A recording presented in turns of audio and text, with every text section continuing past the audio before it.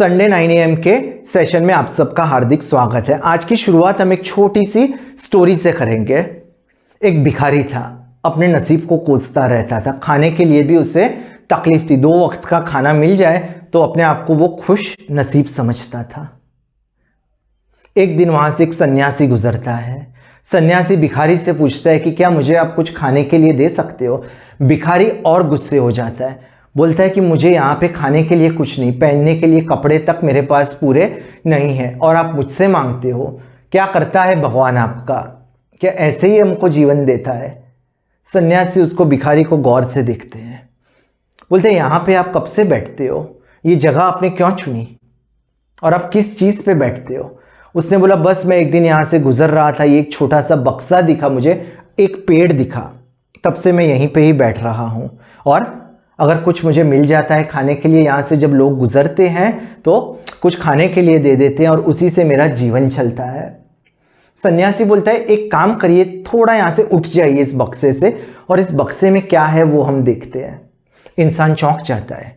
वो भिखारी उठता है, वो डब्बा खोलता है और जैसे ही डब्बा खोलता है उसके अंदर से हीरे, जवाहरात, सोना ये सब निकलता है और वाकई में वो चौंक जाता है। वो सोचता है कि मैं पूरी जिंदगी जिस चीज़ के लिए रोता रहा, जिस चीज़ के पीछे भागता रहा, वो तो मेरे आजू बाजू है, उसके ऊपर तो मैं बैठा हुआ हूँ। उसी तरह मित्रों, उसी तरह आज का जो हमारा टॉपिक है, आज की जो हमारी चर्चा है वो भी उसी पे है। ग्रैटिट्यूड, कृतज्ञता, लोगों के लिए हमें कृतज्ञ रहना है, भगवान के लिए जिसने हमें इतना अच्छा संसार दिया। और सबसे ज़्यादा हमें अपने आप से, अपने आप का शुक्रिया करना है, सबसे प्रेम करना है, लेकिन सबसे आवश्यक है कि हम खुद का प्रेम करें। यही आज का टॉपिक है। बहुत सिंपल टॉपिक है, लेकिन अगर आप सुनोगे और धीरे धीरे इसके बारे में सोचोगे तो वाकई में आपको पता चलेगा कि ये जो खुशी है, ये जो खुशी, जो हमारी इच्छाएं हैं, जो हमारी इच्छाएं जो कभी पूर्ण होने का नाम ही नहीं लेती, वो इच्छाएं के पूर्ण करने की वाकई में आवश्यकता है। ये सब आपको मैं आज समराइज कर दूंगा, मैं समरी में आपको ये सब बता दूंगा और फिर वाकई में अगर आप इसके बारे में सोचोगे तो आपको लगेगा कि खुशी कहाँ है। उसका उत्तर फिर आप मुझे कमेंट बॉक्स में दे रहा कि खुशी आप कहाँ ढूंढ रहे हो और खुशी आपको कैसे मिल सकती है। तो हम कैसे कृतज्ञता बनाए रखें, कैसे हम जो अंदर की भीतर की खुशी है उसे महसूस करने लगे। उसके सॉल्यूशन क्या है, आप पूछोगे सॉल्यूशंस, तो एक पहले उसके कारण भी समझते हैं, कारण भी समझेंगे और साथ में उसके सॉल्यूशंस के बारे में भी हम ज़रूर चर्चा करेंगे। यही देने आया हूँ मैं, आपको सॉल्यूशंस देने आया हूँ। मैं आपको सिर्फ प्रॉब्लम बता के आपको कंफ्यूज करने नहीं आया हूँ। तो सबसे पहला कारण, सबसे बड़ा कारण है वो है मैं, अहंकार, हमारा ईगो। और ईगो के साथ जो सबसे क्लोजली रिलेटेड है वो है इच्छाएं। ये दोनों चीज़ें ऐसी है जो हमें परेशान करके रख देती है। ईगो की प्रकृति क्या है, वो हमेशा ऐसा सोचता है कि मैं सर्वश्रेष्ठ हूँ। उसको बस यही प्रूव करना है कि मैं श्रेष्ठ हूँ। अगर 2 लोगों के बीच में वार्तालाप हो रहा होगा तो जो ईगो है वो यही प्रूव करने की कोशिश करेगा कि नहीं मैं सही हूँ। और मैं सही हूं का मतलब क्या हुआ दोस्तों, कि वो ऐसा प्रूव करने की कोशिश कर रहा है कि सामने वाला गलत है। इसी तरह से वो जो है उसका कॉन्फिडेंस बूस्ट होता रहता है। जैसे कोई इंसान है, कोई एक चीज़ है आपने ऐसे रखी, फिर उसको जैसे जैसे बड़ी करते गए आप, उसके अंदर जैसे छोटा सा पौधा है, पौधे के अंदर आपने पानी डाला, उसकी देखभाल की, तो कैसे वो धीरे धीरे धीरे बड़ा पेड़ बन जाता है।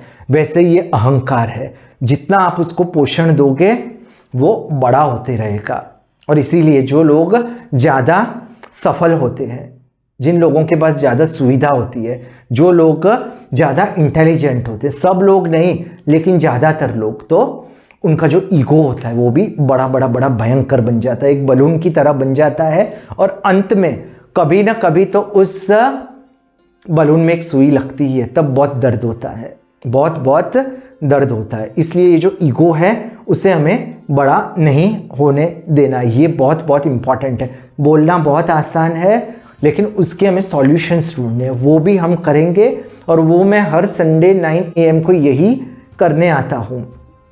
आपसे एक संबंध बनाने की कोशिश करता हूँ कि मैं आपको कुछ अच्छी बातें सिखा सकूँ, और आपको सिखाता हूँ इसलिए मैं खुद उसको इम्प्लीमेंट करता हूँ, खुद मैं पढ़ता हूँ, मेडिटेशन करता हूँ। अगर काश मैं सोचता हूँ कि मैं सब चीज़ें फ़िल्टर करके आपको बताता हूँ, तो मैं सोचता हूँ कि जब मैंने तकरीबन 20 से 25 साल पहले जब मैंने डिस्कवरी शुरू की, अलग अलग मेडिटेशन करना, अलग अलग जो स्पिरिचुअल लोग थे, साधु संत थे, उनकी बातें सुनना, तो मैं सोचता था कि अगर ऐसा ही कोई वीडियो मुझे मिल जाता तो मुझे कितनी आसानी होती।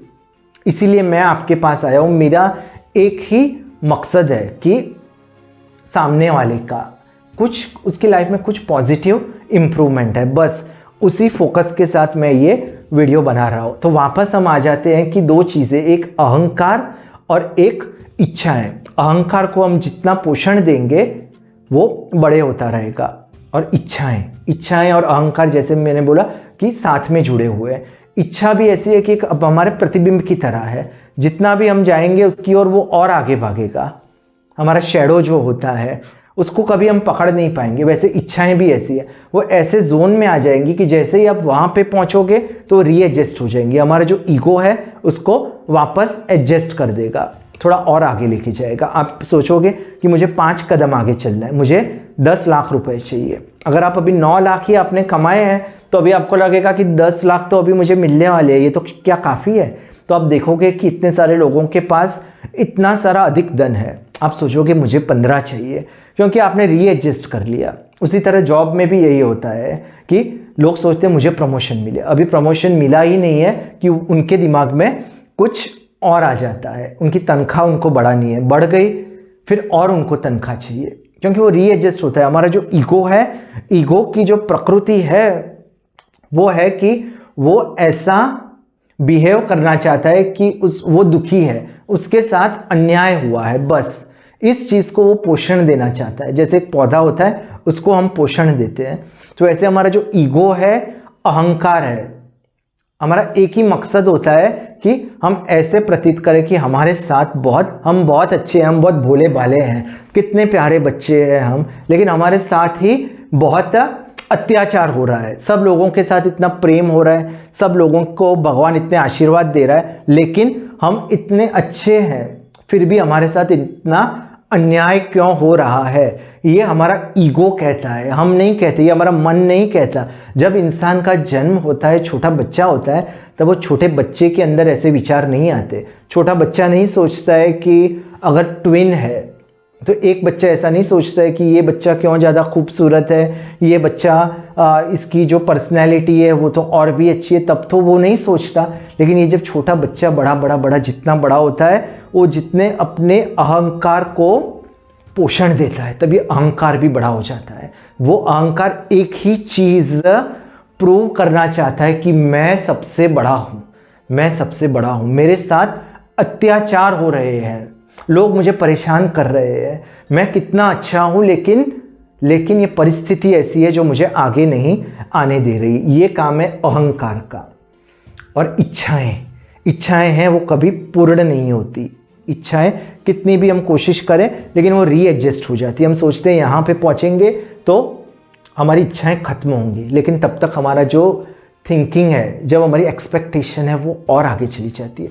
कितनी आगे जाएगी दोस्तों, 20 साल से 15 साल से जो इच्छाएं चलती है, 5 साल के बच्चे की भी आजकल इच्छाएं हो गई है। तो 5 साल के बच्चे की इच्छा है, और वो जो इंसान है, जो छोटा बच्चा बड़ा बन के 80 साल का बनेगा, उसकी इच्छाएं कभी खत्म नहीं होंगी, उसकी इच्छाएं कभी खत्म नहीं होंगी, और उसी के साथ ही वो भगवान के पास चले जाएगा। बहुत प्रॉब्लम्स बता रहा हूँ मैं, सॉल्यूशन भी बताऊंगा। कुछ प्रॉब्लम्स की अगर बात चल रही है तो मैं सोच रहा हूँ कि आपको बता दूं कि कुछ आपको एटलीस्ट आइडिया है, आपको थोड़ा ऐसा लगे कि कुछ गलत काम कर रहे हैं। अगर आपको ऐसा लगेगा, और बहुत आवश्यक है कभी सच्चाई सुनना, कड़वी होती है। मैं भी जब किताब पढ़ता हूँ तब मुझे लगता है कि मैं इतना गलत तरीके से अपना जीवन जीता हूँ, लेकिन बहुत अच्छी बात है कि हम लोग अभी प्रयत्न करके कुछ पॉजिटिव सुधार लाने की कोशिश कर रहे हैं। एक एक और चीज़ मैं बताऊंगा आपको जो हमें परेशान करती है।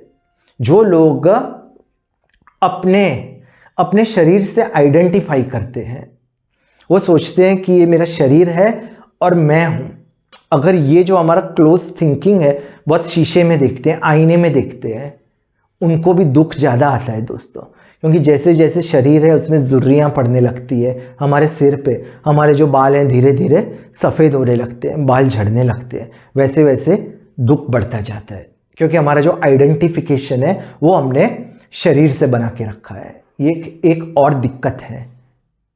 एक और पॉइंट आपको बोलता हूँ। मैंने आपको कुछ पॉइंट बता दिए। एक अहंकार के बारे में बताया, एक मैंने इच्छाओं के बारे में बताया, एक चीज़ मैंने आपको और बताई कि हमारे शरीर के साथ आइडेंटिफाई होना, ये भी एक बहुत बहुत बड़ी दिक्कत है।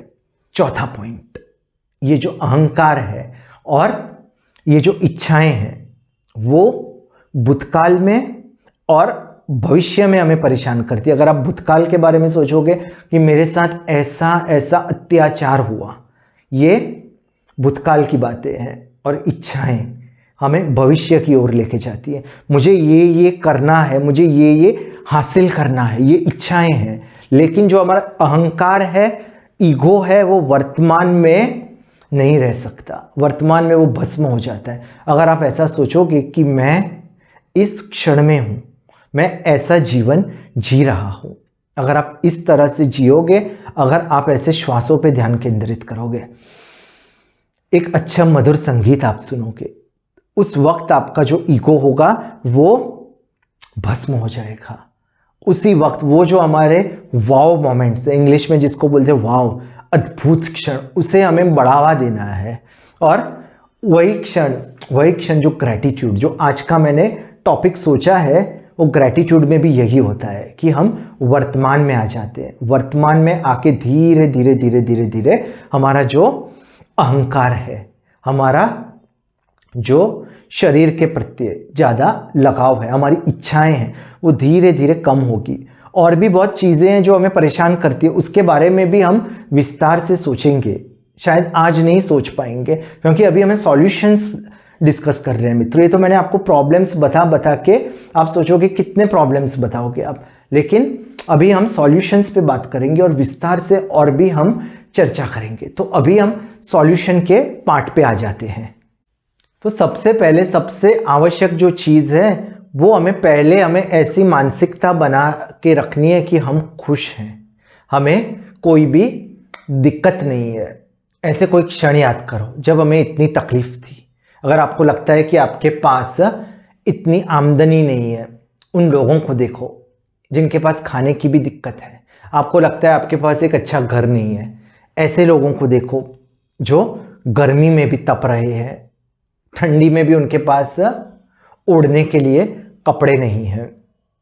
ऐसा सोचिए कि हम ठीक हैं, हम खुश हैं, जो हमारे पास है वो अद्भुत है, हम बहुत ही सेटिस्फाइड है, हम मेहनत करते रहेंगे, हम हार नहीं मानेंगे, क्योंकि गति ही संसार का नियम है, परिवर्तन ही संसार का नियम है। हम मेहनत करते रहेंगे, जो भी एटमॉस्फेयर है, वातावरण है, उसके अनुरूप हम अपने आप को चेंज करते रहेंगे। लेकिन हमें सेटिस्फैक्शन है अंदर, हम कृतज्ञता व्यक्त करेंगे।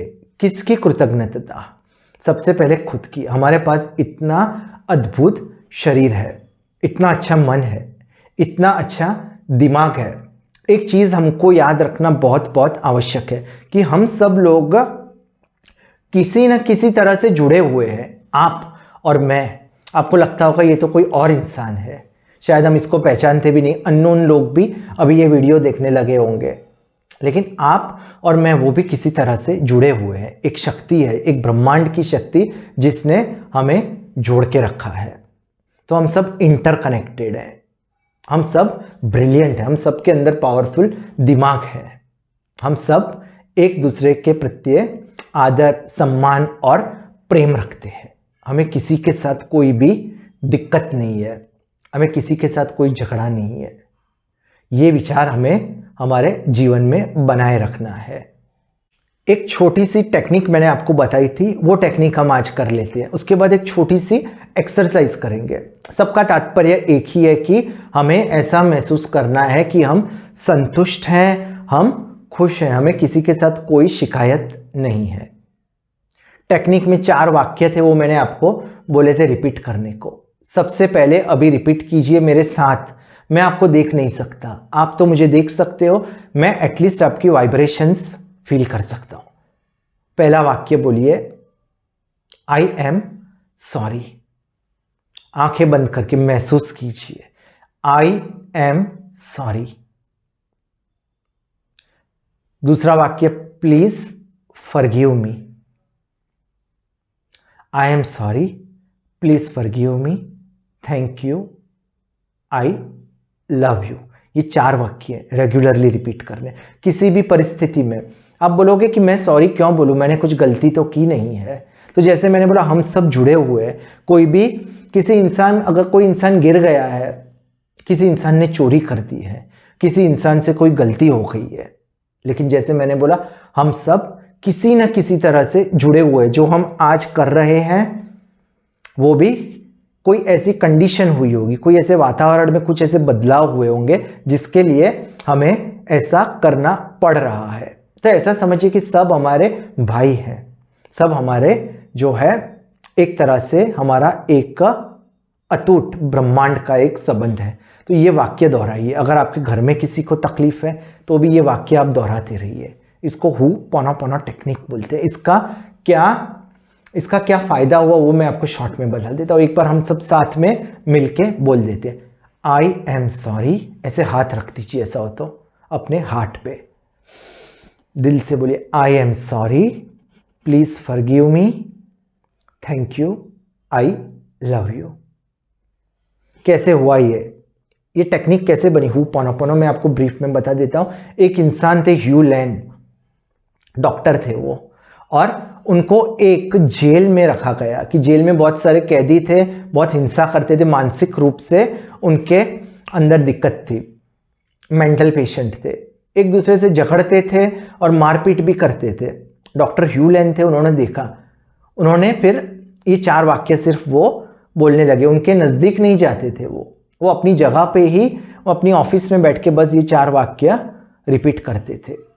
वो ऐसा सोचते थे कि ये जो सब हो रहा है उसकी जिम्मेदारी मेरी भी है। अभी मेरे को एक ही चीज़ करनी है कि वातावरण को पवित्र बनाना है। ये जो शक्ति है मुझे इस वातावरण में, ये जो मेरे भाई हैं उनको मुझे प्रदान करनी है।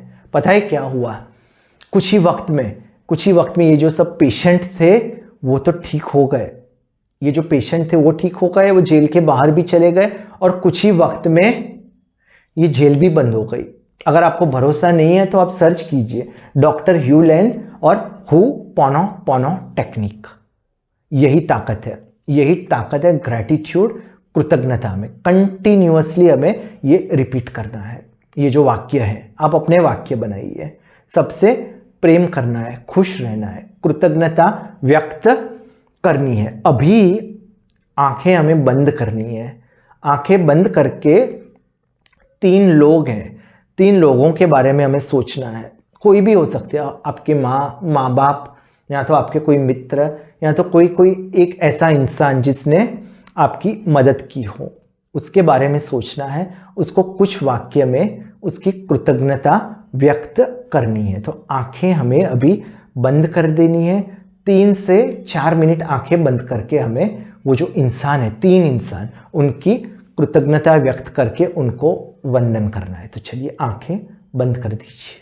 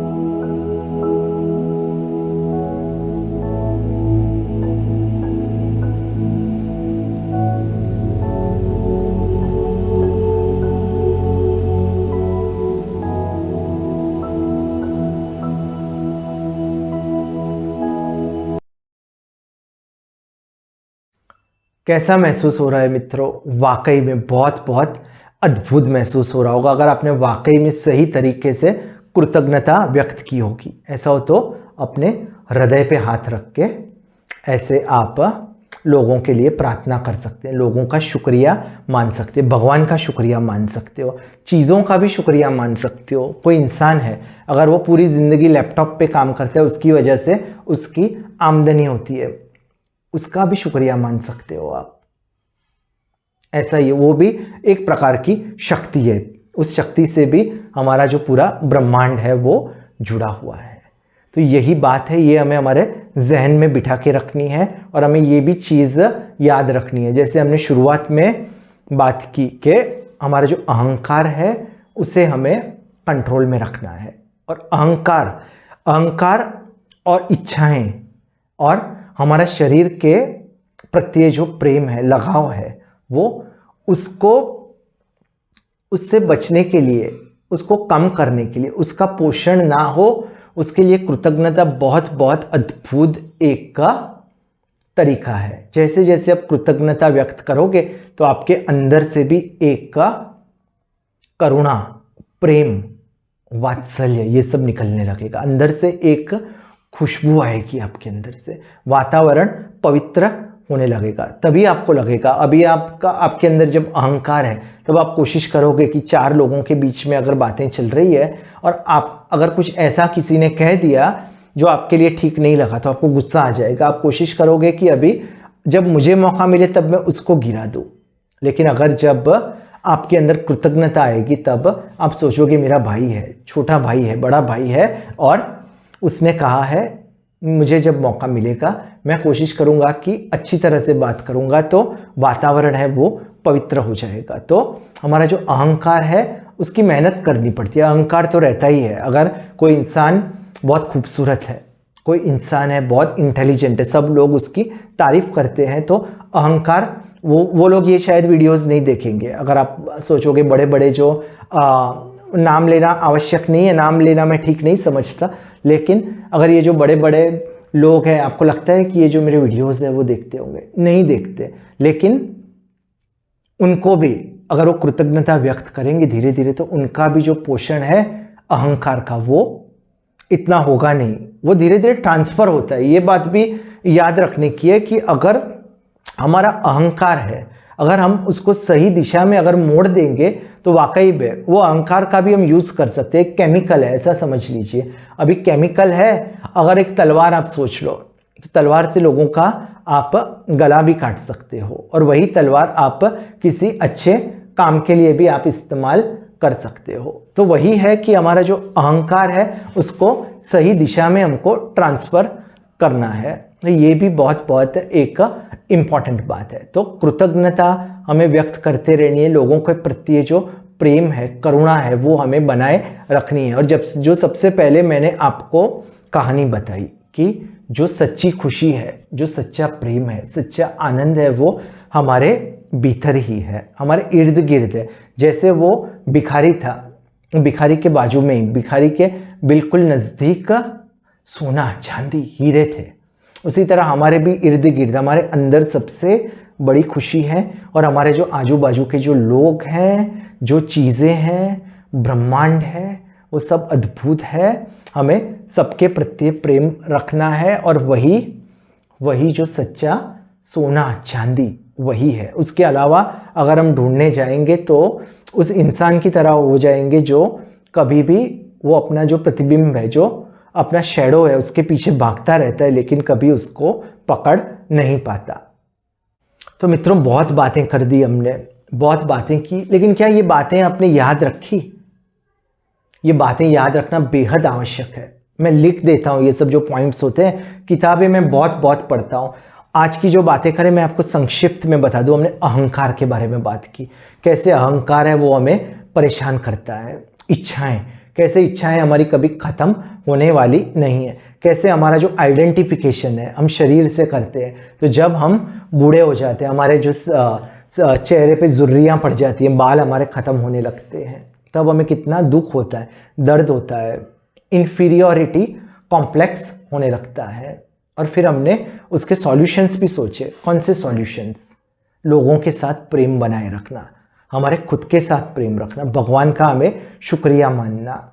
हम सब इंटरकनेक्टेड हैं इसीलिए तो आप और मैं आज मिल रहे हैं। क्या आप मुझे पहले जानते थे? मैं आपको नहीं पहचानता, लेकिन हम किसी न किसी तरह से रेगुलरली अगर आप मुझे देखोगे तो कुछ वक्त में आपको लगेगा कि नहीं, इनके साथ तो मेरा संबंध है। तो ये सब बातें हमें, और ये स्टोरी आपको याद रखनी पड़ेगी। कौन सी स्टोरी? वो भिखारी की, जो भिखारी खुशियाँ ढूंढने, पैसे ढूंढने के पीछे पूरा उसने ज़िंदगी निकाल दी। वो दुखी हो गया, व्याकुल हो गया, उसे इतना दर्द हुआ, लेकिन बाद में उसे पता चला कि जो सही खुशी है, सही आनंद है, वो तो उसके बाजू में ही था। जो उसे लगता था, सोना चांदी सही खुशी नहीं है, लेकिन जो उसे लगता था वो उसके इर्द गिर्द था। और हमारे अंदर भी जो खुशियाँ हैं वो हमें यही याद रखना है कि हमारे अंदर ही है, हमारे अंदर हैं। हमको जो खुशियाँ दी है उसके लिए सब लोग जिम्मेदार हैं, हम पूरे जो ब्रह्मांड है उसका एक हिस्सा है। ये सब पॉइंट्स आपको याद रखने हैं, रेगुलरली रिपीट करने हैं। हमने एक होपोनोपोनो मेथड के बारे में भी सोचा, जो हम रेगुलरली दूसरों के लिए दोहराते रहेंगे, खुद के लिए भी दोहरा सकते हैं। हमें अगर दिक्कत हो तो I am sorry, please forgive me, thank you, I love you. एक आप माला बना सकते हो, या तो नोटबुक में आप लिख सकते हो 1, एक बार आपने बोलिए 108 बार बोलिए, जैसे लोग भगवान का नाम लेते हैं, आप ये भी कर सकते हो।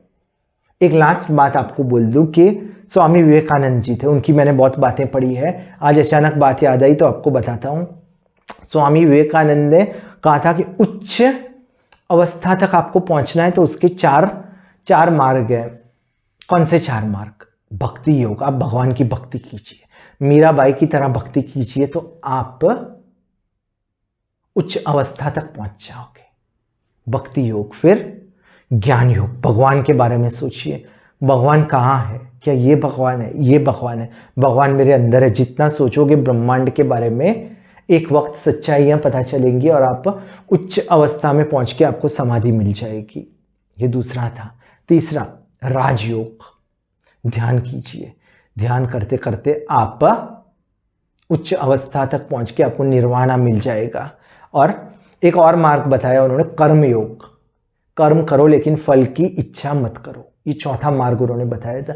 यहाँ तो उन्होंने बोला 4 मार्ग है, उनका एक कॉम्बिनेशन बना दीजिए। अगर आप मीराबाई की तरह भक्ति नहीं कर सकते, कुछ वक्त भक्ति कीजिए, कुछ वक्त भगवान के बारे में सोचिए, कुछ अच्छे कर्म कीजिए, तो भी आप उच्च अवस्था तक पहुंच सकते हो। आज का जो हमारा वीडियो था उसकी तरह वो भी एक तरीका है, उसको आप कर्म योग के साथ जोड़ सकते हो। कर्म, अच्छे कर्म करो, फल की आशा मत रखो। भगवत गीता का जो 3रा अध्याय है बेहद ही अद्भुत है, उसको आप पढ़िए। उसका और इसका बहुत बहुत क्लोज रिलेशन आप बना सकते हो। क्योंकि कुछ लोग बोलेंगे ये जो वीडियोस हैं वो तो नए वीडियोस हैं, इन वीडियोस से हम आइडेंटिफाई करें कि नहीं, क्या ये वीडियोस लॉजिकल है, ये जो इंसान है वो हमें जो बातें बता रहा है क्या उसकी बातें ऑथेंटिक हैं। तो आप इसको कर्म योग के साथ जोड़ सकते हो मित्रों। कर्म कर, फल की इच्छा मत कर, वो तो भगवान देगा।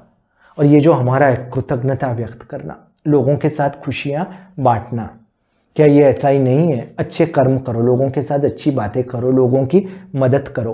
किसी इंसान को आपने 20 रुपए दिए, 50 रुपए दे दिए, और उसी तरह कोई इंसान है, उसे बहुत तकलीफ है, उसके साथ कोई बात करने के लिए तैयार नहीं है, व्याकुल है, डिप्रेस है, अगर आप उसके साथ बैठ के कुछ वक्त मुस्कुराते हो, कुछ वक्त बातें करते हो, तो ये भी तो सेवा है, ये तो अद्भुत सेवा है। ये तो किसी को आप 10 रुपए दोगे तो उसके 10 रुपए ख़त्म हो जाएंगे, लेकिन इस इंसान को अगर आपने प्रेम दिया, कि ये प्रेम कभी ख़त्म होगा? कभी ख़त्म नहीं होगा। तो ये चीज़ें आप उसके साथ जोड़ सकते हो। तो मुझे लगता है कि आज मैंने बहुत बातें कर दी हैं। ये बातें आप सुनिए, अपने जीवन में उसको उतारिए, लोगों तक पहुंचाइए मित्रों। क्या पहुंचाते हो आप लोगों के पास? पहुंचा के क्या आप ये व्हाट्सएप की वीडियो ही पहुंचाओगे? लोगों के साथ पहुंचा के ये जो वेब सीरीज़ है उनकी बातें ही पहुंचाओगे? अच्छी बातें पहुंचाइए, ये बातें आप पहुंचाइए, आपके जीवन में ग्रहण कीजिए। ये बातें लोगों तक पहुंचेंगी तो वाकई में उनके जीवन में बहुत सकारात्मक बदलाव आएगा। बस आज के लिए इतना ही, नेक्स्ट संडे को हम फिर से मिलेंगे।